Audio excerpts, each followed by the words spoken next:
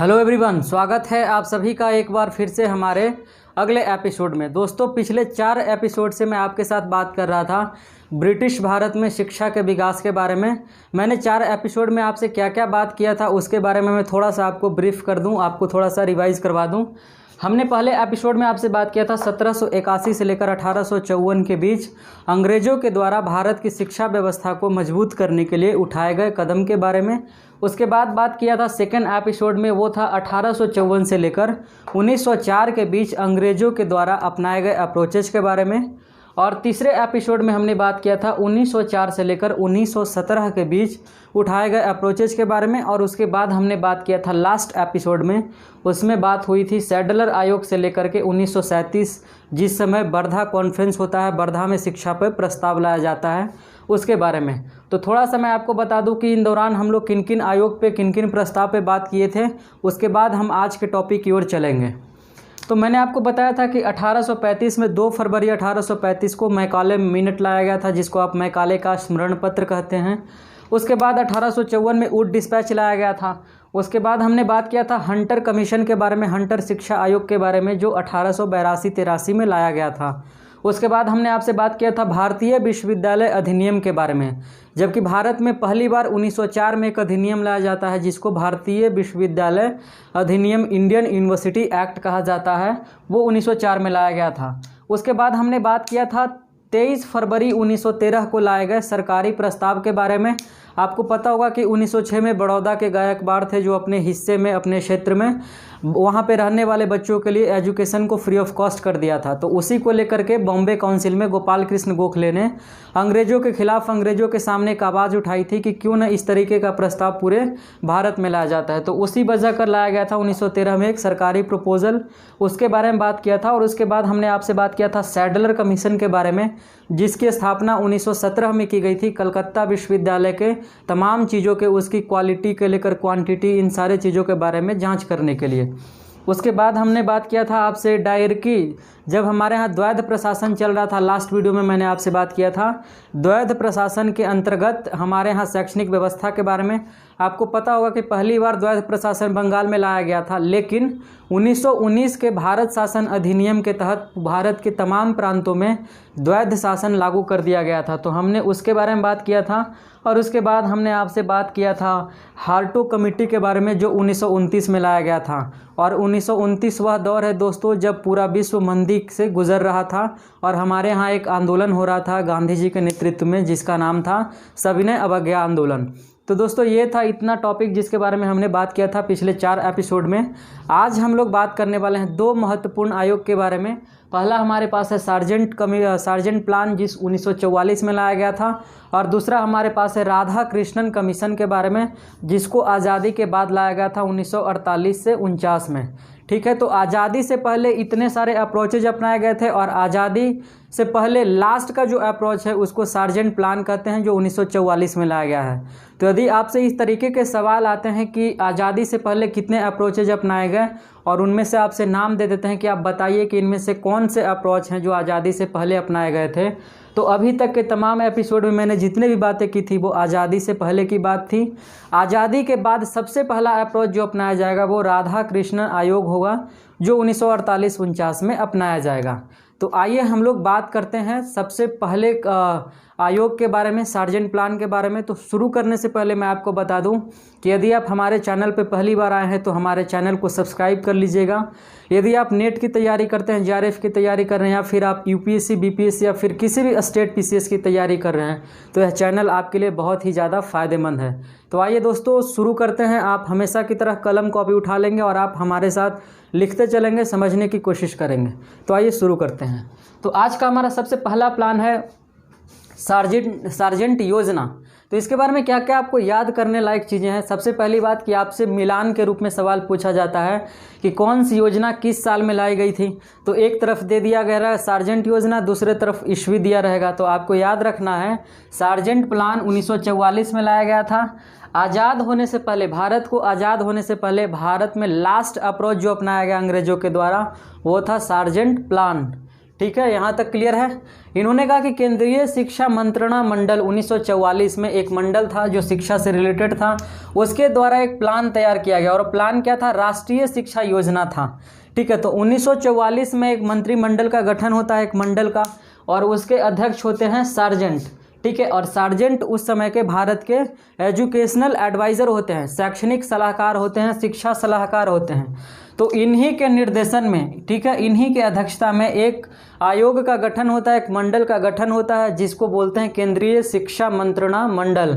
ठीक है, central education advisory मंडल commission, जिसको आप जो बोल सकते हैं। तो इसके अध्यक्ष कौन थे, सर जॉन सार्जेंट। ठीक है, तो सवाल आपसे आ सकता है कि जब 1944 में जो मंडल की स्थापना की गई उसके हेड कौन थे, उसके अध्यक्ष कौन थे, तो वो जॉन सार्जेंट थे। जॉन सार्जेंट का पूरा नाम क्या था, सर जॉन सार्जेंट। वो उस समय भारत के क्या थे, तो उस समय भारत के एजुकेशनल एडवाइज़र थे। क्लियर है, आगे बढ़ते हैं। अब ये इनके बेसिक बात हो गई। अब इन्होंने क्या क्या प्लान दिया था, क्या क्या कहा, क्या क्या प्रस्ताव रखा, उसके बारे में हम लोग एक एक करके बात करेंगे। तो सबसे पहली बात इन्होंने कहा कि एलिमेंट्री लेवल का एजुकेशन को प्रमोट किया जाए। ठीक है, इन्होंने एजुकेशन के 3 लेयर में बांटे। ठीक है, प्राइमरी लेयर एजुकेशन को ही 3 लेयर में बांटा। पहला कहा कि 3 साल से 6 साल के बच्चों के लिए एलिमेंट्री यानी कि प्री एलिमेंट्री जो एजुकेशन होता है वो स्थापित किया जाए। उसके बाद 6 से 11 साल के बच्चों के लिए एलिमेंट्री स्कूल स्थापित किया जाए, और उसके बाद 11 साल से 17 साल के बच्चों के लिए हाई स्कूल का इस्टेब्लिशमेंट किया जाए। तो इन्होंने 3 लेयर पे बातें की। यदि आपसे सवाल आ सकता है कि 3 लेयर पे डिवाइड करके शिक्षा को देने की बात किसने कही थी, तो सार्जेंट ने कही थी, सार्जेंट प्लान के अंतर्गत। ठीक है, अब इनमें इन्होंने क्या क्या कहा, एक तो एलिमेंट्री स्कूल हो और दूसरा हाई स्कूल हो। ठीक है, अब इन्होंने कहा कि हाई स्कूल 2 तरीके के होने चाहिए। हाई स्कूल में 2 तरीके के पढ़ाई होने चाहिए। पहला पढ़ाई होना चाहिए एकेडमिक। ठीक है, पहला पढ़ाई एकेडमिक होना चाहिए, जिसमें सोशल साइंस और ह्यूमैनिटीज़ वगैरह कोर्सों की पढ़ाई होनी चाहिए। उसके बाद उन्होंने कहा कि दूसरा जो हाई स्कूल होना चाहिए वो होना चाहिए जिसमें कॉमर्शियल एजुकेशन पढ़ाई हो। ठीक है, जिसमें मैनेजमेंट की पढ़ाई हो, जिसमें जॉब ओरिएंटेड कोर्स की पढ़ाई हो। ठीक है, जिसमें टेक्निकल एजुकेशन की पढ़ाई हो। तो आपसे सवाल आ सकता है कि कौन ऐसा आयोग था या कौन ऐसा प्लान था जिसने हाई स्कूल एजुकेशन को 2 सिस्टम में, 2 हिस्सों में विभाजित करने की बात की थी। तो सार्जेंट प्लान में किया गया था।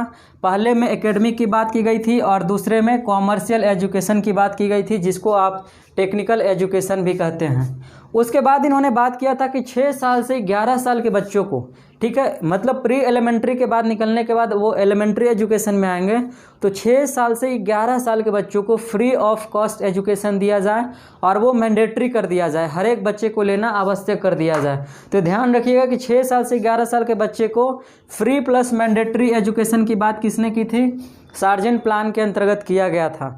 आगे आते हैं, इन्होंने कहा कि junior and senior basic school की स्थापना की जाए। इन्होंने बेसिक स्कूल के स्थापना पे बहुत ज़्यादा ध्यान दिया है दोस्तों। तो इन्होंने कहा कि बेसिक स्कूल 2 तरीके के होने चाहिए, एक जूनियर के लिए होना चाहिए और एक सीनियर लेवल पे होने चाहिए। ठीक है, आगे इन्होंने कहा कि 11 साल से 17 साल के बच्चों को, ठीक है, एक तो 3 साल से 6 साल के बच्चों को एक साथ दिया जाए, उसके बाद 6 साल से 11 साल के बच्चों को एक साथ शिक्षा दी जाए और उसके बाद 11 साल से 17 साल के बच्चों को अलग शिक्षा दी जाए, उनके लिए डिफरेंट एजुकेशन की व्यवस्था कराई जाए। ठीक है, ये बात की। और उसके बाद इन्होंने कहा कि जितने भी टीचर हैं उनके ट्रेनिंग के लिए व्यवस्था कराई जाए, उनको प्रशिक्षण दिया जाए, उनके प्रशिक्षण के लिए डिफरेंट टाइप के प्रोग्राम आयोजित करवाए जाएं। और उसके बाद उन्होंने कहा कि जो भी बच्चे जो स्कूल में पढ़ रहे हैं वो विकलांग हैं, उनके फिजिकल एजुकेशन पे ध्यान दिया जाए और विकलांग बच्चों पे, महिलाओं पे और लड़कियों पे ज़्यादा से ज़्यादा ध्यान दिया जाए उनके पढ़ाई पे। ठीक है, और उसके बाद उन्होंने लास्ट की जो बात कही थी, जो सबसे इम्पॉर्टेंट बात है, उन्होंने कहा कि इंटरमीडिएट लेवल का जो एजुकेशन है, इंटरमीडिएट सेक्शन जो चल रहा था 10+2 का सिस्टम, उन्होंने कहा कि 10+2 का सिस्टम एग्जिस्ट नहीं करना चाहिए, उसको ख़त्म कर देना चाहिए। ठीक है, तो आपसे सवाल यह पूछा जा सकता है कि कौन ऐसे प्लान में इंटरमीडिएट एजुकेशन को ख़त्म करने की बात कही गई थी, तो वो कौन सा था, सार्जेंट प्लान था। ठीक है, तो सार्जेंट प्लान के अंतर्गत 10+2 एजुकेशन को ख़त्म करने की, अबॉलिश करने की बात कही गई थी। उसके बाद लास्ट का बात इन्होंने कहा, लास्ट में इन्होंने क्या किया कि जब सार्जेंट प्लान आया था तो ये 40 साल का टारगेट लेकर के आया था। ठीक है, कि ये 40 साल के अंतर्गत आने वाले 40 साल में ये काम किए जाएंगे। लेकिन लास्ट में एक कमेटी का गठन होता है जिसको खेर कमेटी बोलते हैं। तो खेर खेर कमेटी ने इसका गोल फिक्स कर दिया 16 साल, अगला 40 साल नहीं बल्कि अगला 16 साल। जैसे आप देखोगे कि हम लोग जब बात करते हैं सतत विकास की तो हम लोग 10 साल का एक योजना तैयार करते हैं। जैसे आप देखो कि आज़ादी के बाद हम लोग 5-5 साल का पंचवर्षीय योजना तैयार किए थे। तो उसी तरीके से सार्जेंट प्लान में एक कमेटी बनाया गया था और उसने 40 साल के लिए प्लान किया था इस योजना के बारे में। लेकिन लास्ट में जब खेर कमेटी आता है तो खेर कमेटी 40 साल के हिस्से को भंग करके उसको 16 साल में तब्दील कर देता है। तो मेरे ख्याल से सार्जेंट प्लान आपको कंप्लीट रूप से समझ में आ गया होगा। अब हम लोग आज के दूसरे टॉपिक पे बात करते हैं राधा कृष्णन आयोग के बारे में। मैं इसको मिटाता हूँ।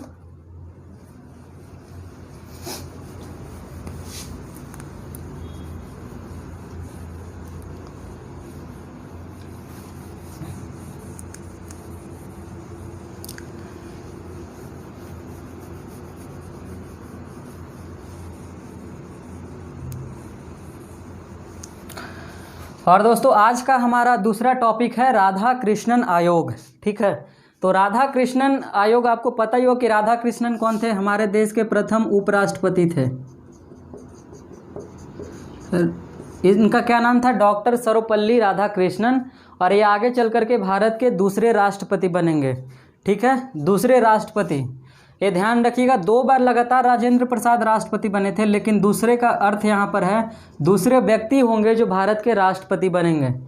ठीक है, आगे आते हैं। जब सर्वपल्ली राधाकृष्णन हमारे यहाँ राष्ट्रपति थे तो उन्हीं के अध्यक्षता में नवंबर 1948 में, ठीक, अगस्त 1947 में हम लोग आज़ाद हो रहे हैं और नवंबर 1948 में डॉक्टर सर्वपल्ली राधाकृष्णन की अध्यक्षता में एक गठन किया जाता है, एक कमेटी का गठन किया जाता है जिसका काम रहता है आज़ादी के बाद भारत की शैक्षणिक व्यवस्था को देखभाल करना, उसका निवारण करना और उसमें जितनी भी समस्याएं आई हैं उसको निकालकर सरकार के सामने रखना। तो आप देखो कि इन्होंने जब निरीक्षण किया तो इन्होंने कई तरीके के पॉइंट बताए। हम बारी बारी से एक एक पॉइंट के बारे में आपको डील करेंगे, आप हमारे साथ लिखते चलेंगे और समझने की कोशिश करेंगे। ठीक है, रट्टा नहीं मारना आपको। पहली बात आते हैं, इन्होंने कहा कि प्री यूनिवर्सिटी 12 साल का स्टडी होना चाहिए। ठीक है, अब मान लो कि जैसे आप पढ़ाई करते हो तो पढ़ाई करने के बाद 12th तक पढ़ते हो, 12th पढ़ने के बाद आप विश्वविद्यालय में जाते हो ग्रेजुएशन करने के लिए। तो जो काम आपने किया है वही बात डॉक्टर सर्वपल्ली राधाकृष्णन 1948 में कह रहे थे। क्या कह रहे थे कि कोई भी बच्चा विश्वविद्यालय में जाने से पहले कम से कम 12 साल पढ़ा हुआ होना चाहिए। किसी भी कॉलेज में, किसी भी स्कूल्स में उसके 12 साल का अध्ययन होना आवश्यक है। यदि वो 12 साल कहीं पे पढ़ चुका है तो उसके बाद वो विश्वविद्यालय में जाने के लिए योग्य है। ठीक है, तो प्री यूनिवर्सिटी का कॉन्सेप्ट इतना ही है, यूनिवर्सिटी में जाने से पहले किसी भी बच्चे का 12 साल का अध्ययन होना चाहिए। दूसरे पॉइंट पे आते हैं। दूसरा, इन्होंने कहा कि यूनिवर्सिटी में मिनिमम 180 दिन पढ़ाई हो। ठीक, आप भी जब यूनिवर्सिटी जाते होगे, जब मैं भी जा रहा था ग्रेजुएशन में, जब मैं पढ़ाई कर रहा था तो हमारे कॉलेज में ऐसा नहीं कि डेली पढ़ाई होता था, क्योंकि लास्ट में सेमेस्टर वगैरह होता है तो उस समय पढ़ाई नहीं होता बल्कि आपको सवाल दे दिए जाते हैं। तो इन्होंने कहा कि यूनिवर्सिटी में मिनिमम यानी 1 साल में 6 महीना यानी कि 180 दिन कम से कम आपके डिपार्टमेंट में आपका पढ़ाई हो। 6 महीना आपके कोर्स पे बात की जाए, पढ़ाई की जाए, लेक्चर दिया जाए। ठीक है, तो यदि सवाल यह आता है कि विश्वविद्यालय में 1 साल में मिनिमम 6 महीने पढ़ाई करने की बात, 180 दिन पढ़ाई करवाने की बात किस आयोग में की गई थी, तो राधा कृष्णन आयोग में की गई थी। ठीक है, आगे आते हैं हम लोग। अगला पॉइंट है इनका, इन्होंने कहा कि हायर एजुकेशन के 3 उद्देश्य होने चाहिए। ठीक, और यदि आपसे सवाल आता है कि कौन सा ऐसा आयोग था जिसने बताया कि हायर एजुकेशन यानी उच्च शिक्षा के 3 मोटिव्स होने चाहिए। पहला तो होना चाहिए एक जनरल मोटिव होना चाहिए, और दूसरा आपके बिहेवियर से रिलेटेड है जिसको आप कहीं कहीं किताब में लिबरल भी देखेंगे, इसके लिए शब्द इस्तेमाल किया जाता है, और तीसरा टेक्निकल जिसको आप कॉमर्शियल भी बोल सकते हैं। ठीक है, तो इसके लिए इन्होंने कहा कि हायर एजुकेशन के 3 उद्देश्य होने चाहिए।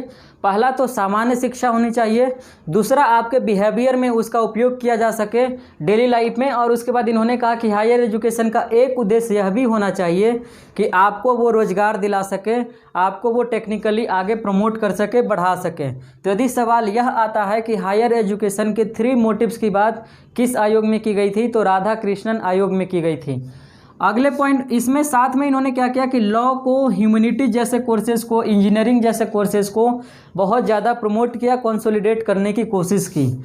और आगे आते हैं चौथे पॉइंट पे, और इनका चौथा पॉइंट है एडमिनिस्ट्रेटिव ऑफिसर बनने के लिए। ठीक है, किसी भी लड़के को, किसी भी लड़की को, किसी भी छात्र छात्रा को भारत में प्रशासनिक अधिकारी बनने के लिए मिनिमम ग्रेजुएशन होना अनिवार्य है। तो जैसे आप अभी भी यदि यूपीएससी की तैयारी करते हो या फिर किसी भी स्टेट पीसीएस का तैयारी करते होगे, तो आपको पता होगा कि उसके लिए आपको मिनिमम ग्रेजुएट होना ज़रूरी है। तो ये चीज़ें हमारे जीवन में कहाँ से चल करके आई हैं, ये राधा कृष्णन आयोग से यूपीएससी ने लिया है। क्या कि किसी भी प्रशासनिक अधिकारी को ग्रेजुएट होना अनिवार्य है। ठीक है, और आगे आते हैं 5वें पे, 5वां शिक्षा संभर्ती सूची में लाया जाए। ठीक है, अभी आप जब पॉलिटी पढ़ते होगे तो आपको पता होगा कि पॉलिटी में हमारे यहाँ जितने भी सब्जेक्ट्स हैं, जैसे रेलवे है, बिजली विभाग है, जैसे हमारे यहाँ वित्त विभाग है, तो जितने भी डिपार्टमेंट हैं उन सारे डिपार्टमेंट को यहाँ पे विषय कहा गया है, सूची। और पॉलिटी जब आप पढ़ते होगे तो हमारे संविधान में 3 तरह की सूची बनाए गए हैं। एक को कहते हैं हम लोग संघ सूची, दूसरे को कहते हैं राज्य सूची, और तीसरा हमारा होता है संवर्ती सूची। ठीक है, तो आप देखो कि संघ सूची में जो भी विषय आते हैं उस पर स्टेट को नहीं बल्कि सेंटर को कानून बनाने का अधिकार है। राज्य सूची में जो भी विषय आते हैं उन सूची पे, उन विषय पे कानून बनाने के लिए अधिकार किसको है, स्टेट के पास है। और उसके बाद संवर्ती सूची में जितने भी सब्जेक्ट आते हैं उस पर कानून बनाने का अधिकार स्टेट को भी है और केंद्र को भी है। लेकिन ध्यान रखेंगे कि स्टेट और केंद्र में यदि कॉन्फ्लिक्ट जोन तैयार होगा तो हमेशा सेंटर की बात मानी जाएगी। तो पहली बार शिक्षा को संवर्ती सूची में लाने की बात किसने की थी, राधा कृष्णन आयोग में, और यहीं से शिक्षा को संवर्ती सूची में लाया गया। तो आपसे सवाल पूछा जाता है कि शिक्षा किस सूची का विषय है, संघ सूची, राज्य सूची या संवर्ती सूची, तो संवर्ती सूची। सवाल यदि उलट के पूछा जाए कि शिक्षा पे कानून बनाने का अधिकार किसका है, क्या केवल केंद्र को है, क्या केवल राज्य को है, या केवल दोनों को है, तो आप टिक करोगे कि राज्य और केंद्र दोनों को है, क्योंकि यह कंकरेंट लिस्ट में आता है, यानी कि संवर्ती सूची के अंतर्गत इसको रखा गया है। क्लियर है। आगे आते हैं हम लोग छठे पॉइंट पे, और आज का छठा पॉइंट है, इन्होंने कहा विश्वविद्यालयों का लेवल बढ़ाया जाए। जैसे आप देखोगे कि भारत में कई तरह के विश्वविद्यालय बनते जा रहे थे, तो उनका पढ़ाई का क्वालिटी था, लेवल था जो धीरे धीरे गिरता जा रहा था। तो आज़ादी के बाद राधा कृष्णन आयोग ने कहा कि नहीं, अब विश्वविद्यालय का जो लेवल है, स्तर है, उसको बढ़ाया जाना चाहिए। ठीक है, उसके बाद विश्वविद्यालय में जितने भी अध्यापक पढ़ाते थे, कॉलेज में, इंस्टीट्यूट में, कहीं पे भी अध्यापक पढ़ा रहे थे सरकारी संस्थान में, उनके अध्यापकों की वेतन की वृद्धि की बात की किसने, राधा कृष्णन आयोग ने। तो आपसे सवाल आ सकता है कि अध्यापकों की, प्रोफेसर्स की, टीचर्स की वेतन की वृद्धि की बात किस आयोग ने की थी, तो वो राधा कृष्णन आयोग ने की थी। उसके बाद अगले पॉइंट पे आते हैं, और अगला पॉइंट इन्होंने कहा कि एक यूजीसी का निर्माण हो जो आगे चल करके, ठीक है, एक यूनिवर्सिटी ग्रांट कमीशन का निर्माण हो जो आगे चल करके भारत के तमाम विश्वविद्यालयों को देख सके, उनका क्रियान्वयन कर सके, उनकी समीक्षा कर सके। तो इसीलिए आप देखोगे कि इन्हीं के सिफारिश पे 1953 में, कब, 1953 में यूजीसी का स्थापना किया जाता है। जब आप नेट क्वालिफाई करोगे और जब आपको जेआरएफ का स्कॉलरशिप दिया जाएगा, तो वो स्कॉलरशिप एक तरीके का अनुदान होता है जो आपको रिसर्च करने के लिए दिया जाता है, और वो यूनिवर्सिटी ग्रांट कमीशन ही देती है। तो यूनिवर्सिटी ग्रांट कमीशन की स्थापना किसके अनुशंसा पे की गई थी, तो राधा कृष्णन आयोग के अनुशंसा पे की गई थी। दूसरा सवाल यह आ सकता है कि यूजीसी का स्थापना क्यों किया गया था, तो भारत के तमाम विश्वविद्यालयों को, क्रियाओं को देखने के लिए किया गया था, उनकी समीक्षा करने के लिए, मूल्यांकन करने के लिए किया गया था। और उसके बाद यह सवाल आ जाए कि यूजीसी का स्थापना कब हुआ था, तो आपको पता ही है कि 1953 ईस्वी में यूनिवर्सिटी ग्रांट कमीशन की स्थापना की गई थी। क्लियर है। तो अगले पॉइंट पे चलते हैं हम लोग, और आज का अगला पॉइंट इन्होंने कहा कि एक कॉलेज में मैक्सिमम 1000 छात्र होने चाहिए। ठीक है, अब बताओ कि एक छोटा सा कॉलेज है, इन्होंने इसलिए कहा ताकि यहाँ पे गैदरिंग ना हो और जो भी प्रशासनिक गतिविधियाँ हैं उसमें परेशानी का सामना ना करना पड़े। उसके साथ साथ इन्होंने कहा कि शोध पे चूँकि ज़्यादा ध्यान दे रहे थे तो रिसर्च के लिए ज़्यादा गैदरिंग ना इस्टेब्लिश हो सके, इसीलिए इन्होंने कहा कि एक कॉलेज के पास मैक्सिमम स्टूडेंट 1000 स्टूडेंट की कैपेसिटी होनी चाहिए। तो आपसे सवाल पूछा जा सकता है कि भारत के किस आयोग ने कॉलेज के बारे में यह अनुशंसा दिया, यह प्रस्ताव रखा कि एक कॉलेज में मैक्सिमम 1000 स्टूडेंट होने चाहिए? तो वो राधा कृष्णन आयोग था। और कब लाया गया था? 1948 में। क्लियर है? आगे बढ़ते हैं। और अगला पॉइंट है आज का, उन्होंने कहा कि राज्य की भाषा और यदि मातृभाषा, अब एक चीज़ समझो कि राज्य यदि अपने यहाँ, चूँकि शिक्षा समवर्ती सूची में शामिल हो गया, तो जब राज्य अपने यहाँ कानून बनाएगा, शिक्षा देगा, तो वो किस भाषा में देगा? यह एक परेशानी का सामना करना पड़ता। तो इन्होंने एक तरीके का प्रस्ताव रखा कि यदि किसी स्टेट में वहाँ के लोगों का मदर टंग, ठीक है, वहाँ के लोगों का मदर टंग और स्टेट का लैंग्वेज यदि सेम है, ठीक, यदि दोनों सेम है, जैसे मान लो कि आपका मदर टंग हिंदी है और उसके साथ साथ आपके स्टेट का जो भाषा है वह भी हिंदी है, तो राधा कृष्णन आयोग ने कहा कि आपके मदर टंग में उस स्टेट के मातृभाषा में शिक्षा दी जानी चाहिए। क्लियर है?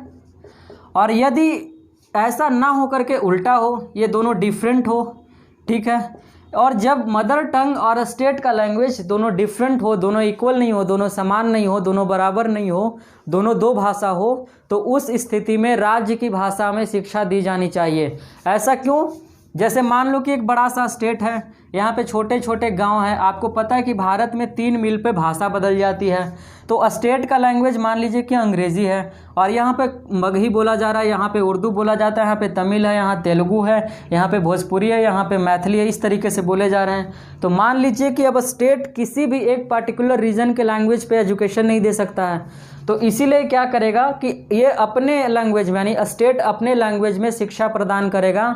यहाँ के तमाम प्रांत को, तमाम ज़िले के लोगों को स्टेट की भाषा सीखनी होगी।